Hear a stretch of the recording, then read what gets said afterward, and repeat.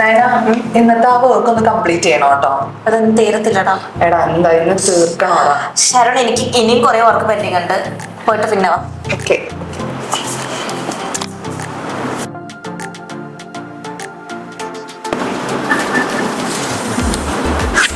എടി എടി എന്താ ഞാൻ നേരത്തെ കുറച്ച് മൂഡ് ഔട്ട് ആയിരുന്നു. അതാണ് ഞാൻ അങ്ങനെ ബിഹേവ് ചെയ്തു.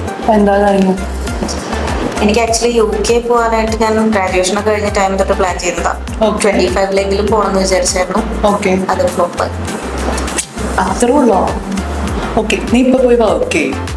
നമുക്ക് ഈവനിങ് സംസാരിക്കാം. ഓക്കെ. പിന്നെ ടെൻഷൻ അടിക്കേണ്ട കാര്യമൊന്നുമില്ല. എൻ്റെ അനിയൻ January 26 ഡേറ്റിൽ പോകാൻ നിൽക്കണേണ്. അവന്റെ കാര്യങ്ങളൊക്കെ എങ്ങനെയാ റെഡി ആയപ്പോ? അവനൊരു ഏജൻസിനെ കണക്ട് ചെയ്തിട്ടുണ്ടായിരുന്നു. ആ ഏജൻസി A to Z കാര്യങ്ങൾ ചെയ്യും.